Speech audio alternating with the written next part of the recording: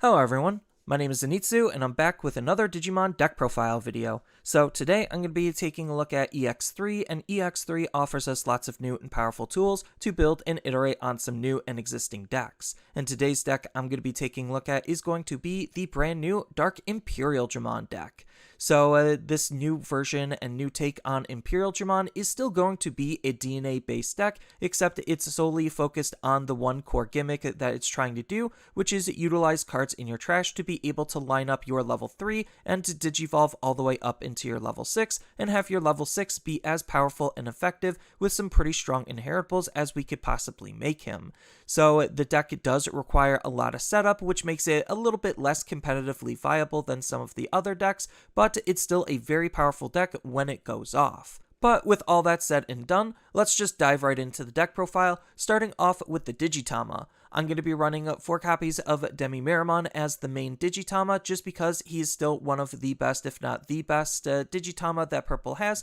to help filter not only just through your deck with some drawing, but setting up your trash as well by allowing you to put a card from your hand into your trash as well, acting as some good cycling when our Digimon gets deleted, which is something Purple generally does a lot of. And the 5th Digitama of the deck is going to be 1 copy of Pagumon. So this is the starter deck Pagumon, and the 5th Digitama slot is optional in the deck, and it could really be any Digitama you feel like would best support the deck. I just feel like because the deck requires a lot of setup and you need to see a lot of specific pieces, having the Pagumon basically kind of try to do something like DemiMeramon, where it's an on-delete ability of trying to at least fill up your trash as quickly as you possibly can, so you can make sure you see all of your parts and pieces in there, is still really valuable. Next, on to the rookies, I'm going to be running 4 copies of Veemon. So this is the brand new EX3 version of Veemon, and he's a pretty good card, not only just for his inheritable ability, where it's just going to give our purple Digimon plus 2000 DP, which is pretty generic, but still pretty decent, but he's also going to be trying to help set us up with his on-play ability, allowing us to discard an Imperial card in its name, or a free in its trait, and be able to draw 2. So he's just a pretty decent card at trying to, again, cycle through our deck to not only see the parts and pieces that we need in our hand, but try to put the ones that we need in our trash as well. Next, I'm going to be running 4 copies of Wormmon. So a very similar reason on why we want Veemon is why we also want Wormmon, is for its on-play ability to try to help cycle through our deck to just try to find all of the parts and pieces that we need. So we could reveal the top 3 cards of our deck, add a purple or red card with free in its traits, or Imperialdramon in its name from among them into our hand, and then we get to trash out one of those cards, and then the rest go to the bottom. So again, it's trying to help find the cards that we need and set up our trash at the same time. Then its inheritable ability is as long as we have a red Digimon in play, it gains retaliation, which doesn't necessarily matter as much. It's more good on the lower stages than the higher stages, but it's still a pretty annoying ability for the opponent to deal with nonetheless. Next, I'm going to be running 4 copies of Labramon. So Labramon is kind of doing something similar to what Veemon is doing, where we're just utilizing it to try to help cycle through our deck. So it just has an on-play ability that's just simple enough where we get a draw card from our deck and then trash one from our hand, again, trying to set us up as best as we possibly can. And then the last rookie of the deck is going to be 1 copy of Dracmon. So Dracmon is in here kind of as a flex spot. It could really be anything you want it to be, but I do like Dracmon just because he allows us to try to grab back some of our low-costed options, which Calling from the Darkness did get limited to 1, so it's just a good way to be able to reuse those cards. Next, on to the champions, I'm going to be running 4 copies of Flamedramon. So Flamedramon is going to be one of the core pieces of the deck and one of the most important cards you want to see and use to enable our DNA Digivolutions to be able to climb our stages super easily and effectively, and its inheritable ability reflects this, allowing us to be able to DNA Digivolve as an inheritable at the end of our turn. Next, I'm going to be running 4 copies of Shadramon. So Shadramon is doing basically the exact same thing as our Flamedramon, it's just instead of red, it's going to be purple. So again, it's just enabling us to be able to digivolve one of our Digimon on our field into the other one. So we want to sit on 2 rookies, digivolve one into Flame or Shadramon, then this ability will trigger digivolving the other one, and that enables their other when digivolving ability on their counterpart to be able to allow us to DNA Digivolve. And again, same inheritable as our Flamedramon, just enabling and allowing us to be able to DNA even easier, even at the end of our turn. And then the last champion of the deck is going to be another flex spot, and this could be really anything you want it to be, but I'm going to be utilizing 2 copies of Eyesmon Scatter Mode just to try to help it with the overall consistency, just because he's a very aggressive Digimon where we're always going to want to try to swing with him because we want him to die, with his on-delete ability just allowing us to draw 3 and discard 2, which is just a lot of cards to see and a lot of cards to trash, making him a really good setup piece. Next, on to the ultimates, I'm going to be running 4 copies of Paildramon. So Paildramon is going to be one of the level 5 Digimon we're going to be DNA Digivolving into, because it's going to be helping set up our other level 5 to then DNA Digivolve again. So its when Digivolving ability states that when we DNA Digivolved, then we get to play a Dinobeemon from our trash for free. So it's just, again, asking us to have another card in our trash to be able to pull out to enable our combo plays. Then if things go south somewhere, or we just didn't need to use this card alternatively, he does have an on-delete ability to at least to be able to play a Veemon from our trash to be able to help set us up again, and his inheritable ability for our level 6 Digimon to use is pretty decent, allowing our Imperialdramons to be able to gain security attack +1 to allow them to be more aggressive and apply more pressure onto the opponent's security. And then the last ultimate of the deck is going to be 4 copies of Dinobeemon. So Dinobeemon is doing the exact same thing as what we just saw with our Paildramon in terms of how we're DNA Digivolving into this card and his on-delete ability. So it's just allowing us to play a Paildramon from our trash when we DNA Digivolved again, so that way we could set up the DNA Digivolution again into our level 6, and his on-delete ability this time is setting up our Wormmon instead of our Veemon. Then the inheritable ability it's giving our level 6 Imperialdramons is a little bit different, where it allows this Digimon to be able to attack the opponent's unsuspended Digimon for some added control.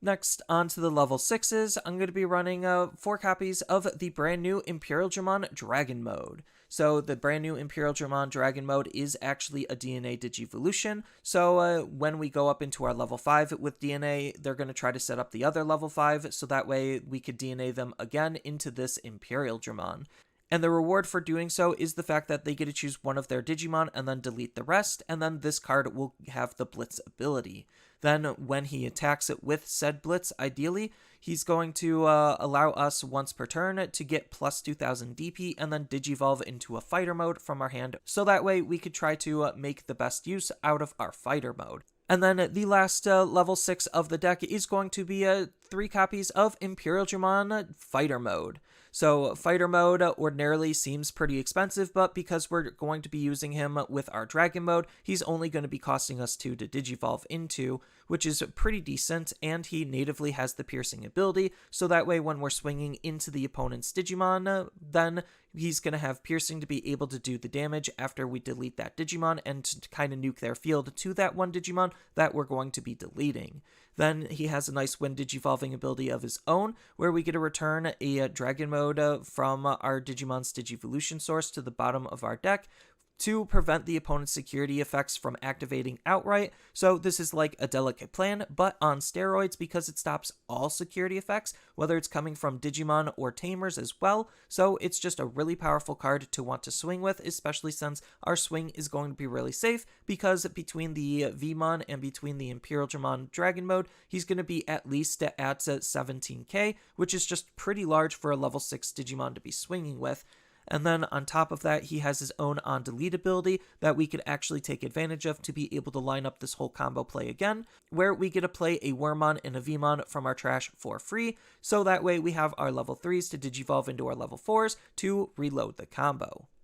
Next, on to the Tamers, I'm going to be running 2 copies of Tai Kamiya. So Tai Kamiya is going to be that memory fixing tamer to always make sure that we can make our plays as best as we possibly can, and he's going to be trying to make our Imperialdramons a little bit stronger just because they're both part red, and this does work with them just because they'll have lots of inheritable sources, so they'll almost always gain security attack plus off of this Tai Kamiya to ensure that we're going to deal more damage onto the opponent. And then the last tamer of the deck is going to be 4 copies of Analog Youth. So Analog Youth is just a really fantastic setup card for this deck, not only just being a cheap tamer to use, but it's going to be helping fill up our hand and our trash at the same time with the cards that we want and need. Then his All Turns ability is for when our Digimon actually does get deleted. If it's level 5 or higher, he's still going to be helping us gain a memory at worst. And then lastly, onto the options, I'm going to be running 1 copy of Calling from the Darkness. So Calling from the Darkness was limited to 1, and that does kind of impact this deck more than some other purple decks, just because of how good this card is at trying to enable our setups. So for the low cost of 1, we get to delete 1 of our Digimon, and then we get to return up to 2 purple Digimon from our trash to our hand. So it's just allowing us to be able to trigger our on delete ability while also being able to fill up our hand with some of the cards that we need in our hand. And the crazy thing is, even if we don't have a Digimon to delete, we could still return 2 purple Digimon back to our hand, making it just one of the most powerful purple options that we have to enable our combos. Next, I'm going to be running 4 copies of Mist Memory Boost. So Mist Memory Boost, like Analog Youth, is just in the deck for some extra setup. So its main ability states that we get to trash the top 2 cards of our deck and draw 1. So that way we could try to, again, filter through our deck and set up our trash at the same time, while this being a memory boost, so it has the delay ability to be able to gain 2 memory at a later turn, so that way we could try to make our powerful and explosive plays without necessarily needing to pass the memory over onto the opponent's side.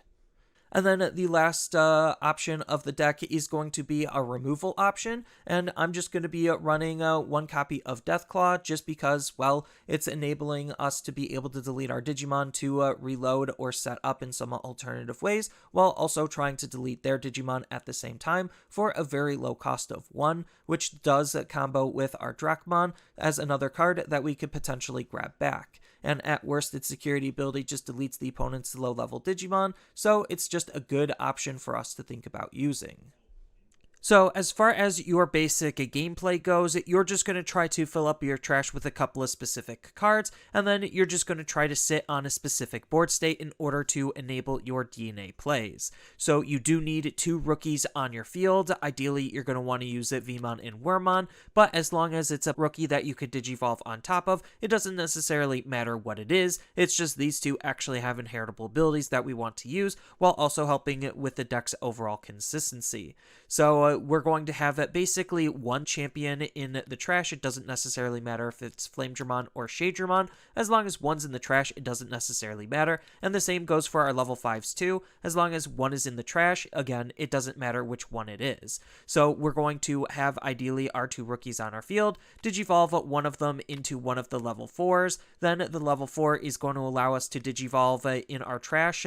into the other level 4, triggering its other when Digivolving ability to enable us to DNA Digivolve into whichever level 5 we're actually going to be using. Then the level 5 that we're actually going to be using is going to pull out the other level 5, and then that again is going to trigger their inheritable ability to be able to then DNA Digivolve into our level 6, and then we're going to swing with our level 6, and when we're swinging with our level 6, that's going to allow us to side evolution into our alternative level 6 to be able to capitalize on the potential of the stack. And then as far as some of the other cards in the deck, most of them are just going to be in the deck to best support the combo as best as we possibly can. So Tai Kamiya is just one of the better ones to add extra security attack to our Digimon, so that way he could deal even more damage onto the opponent.